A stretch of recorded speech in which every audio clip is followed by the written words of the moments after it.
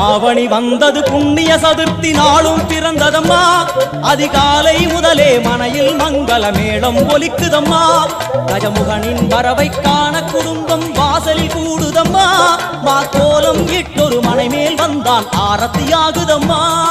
Ganapathi Raja